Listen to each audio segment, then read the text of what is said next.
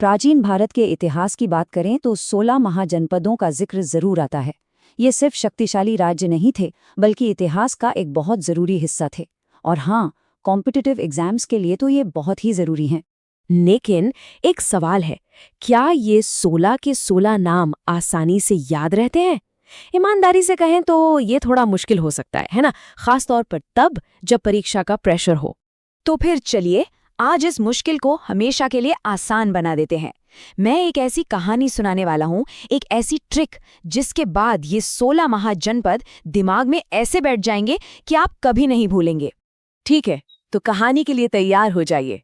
कल्पना कीजिए हम प्राचीन भारत में हैं और हमारी कहानी का हीरो है एक बहुत ही बहादुर सैनिक।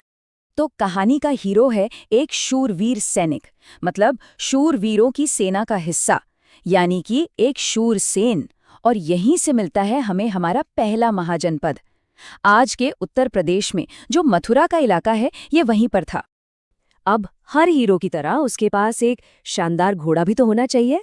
संस्कृत में घोड़े को कहते हैं अश्व, और अश्व से हमें याद आता है हमारा दूसरा महाजनपद अस्सक। और मजे की बात यह है कि ये दक्षिण भारत का इकलौता महाजनपद था। अच्छा, तो इस घोड़े यानी अस्सक के ऊपर क्या है? सफर के लिए जरूरी सामान की एक पोटली। और यही पोटली हमें याद दिलाएगी अस्सक की राजधानी पोतन या पोटली की। सिंपल है, अस्सक घोड़े पर है, एक पोटली। सैनिक अपने सफर पर आगे बढ़ता है और एक जगह रुकता है। वहां क्या हो रहा है? दो पहलवानों के बीच जोरदार कुश्ती चल रही है, और इस कुश्ती को क्या कहते हैं? मल्ल युद्ध। बस यहीं से हमें मिल गया हमारा अगला महाजनपद मल्ल।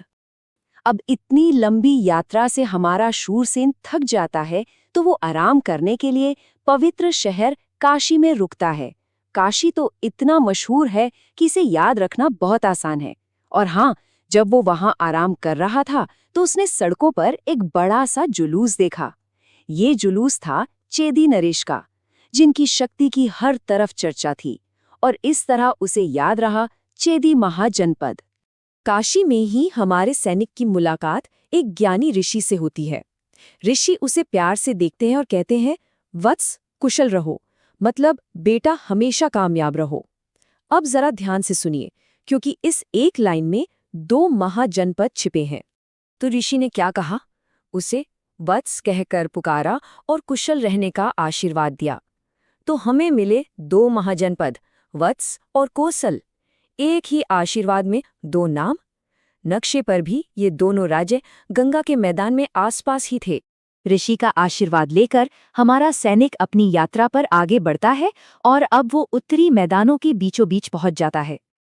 अब उसका रास्ता उन जमीनों से गुजरता है जिनकी कहानियां हम सबने सुनी हैं।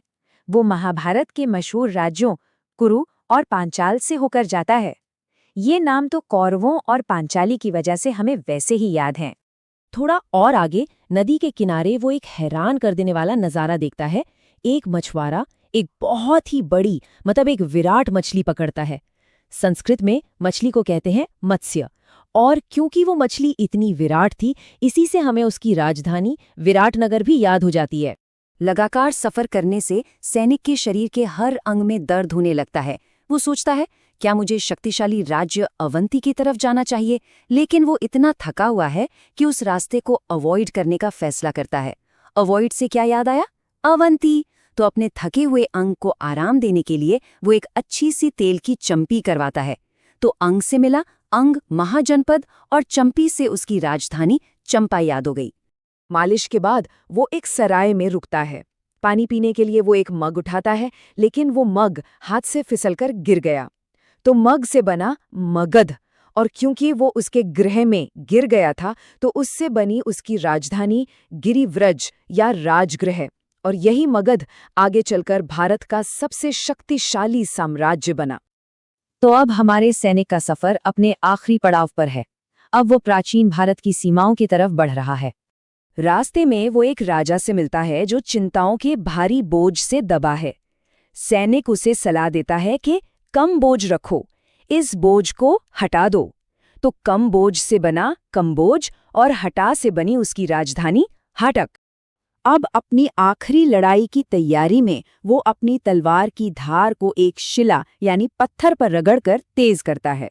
धार और शिला, इन दोनों को मिला दीजिए और हमें याद आता है गांधार महाजनपद और उसकी विश्व प्रसिद्ध राजधानी तक्षशिला।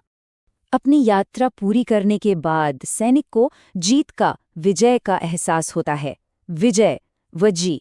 इसी विजय की भावना से हमें याद आता है हमारा आखिरी महाजनपद वज्जी, और अपनी जीत का जश्न मनाने के लिए वो वैशाली नाम की एक सुंदर स्त्री से विवाह कर लेता है, जो वज्जी की राजधानी भी थी। और बस इसी के साथ हमारे सैनिक की कहानी पूरी हो गई। तो चलिए एक बार फटाफट इस पूरी यात्रा को फिर से दोहराते हैं। तैयार हैं? चलिए शुरू करते हैं। सैनिक कौन था? एक शूरसेन। उसका घोड़ा अस्सक। उसने क्या देखा? मल्ल युद्ध। कहाँ आराम किया? काशी में, जहां उसने चेदी राजा का जुलूस देखा। आशीर्वाद क्या मिला? वत्स कुशल रहो, यानी वत्स और कोसल। फिर वो कुलू और पांचाल से गुजरा। उसने क्या देखा? एक विराट मत्स्य। किस राज्य को अवॉइड किया? अवंती। उसके किस अंग में दर्द हुआ? शरीर के हर अंग में। उसका क्या गिर गया? मग, यानी मगध। राजा का बोझ क्या कराया? कंबोज। तलवार की क्या तेज की? धार, गांधार। और अंत में उसे क्या मिली? विजय, वज्जी। तो देखा कैसे एक सैनिक की इस छोटी सी यात्रा ने हमें सभी 16 महाजनपदों के नाम याद करा दिए। यही तो है कहानी की ताकत। अब ये नाम आपके दिमाग में हमेशा के लिए बस गए हैं। अगर आपको ये कहानी और याद करने की ये मजेदार ट्रिक पसंद आई तो इस प्रस्तुति को लाइक और शेयर जरूर करें। उन सभी के साथ इसे साझा करें जिन्हें इसकी जरूरत हो सकती है, क्योंकि ज्ञान बांटने से ही बढ़ता है।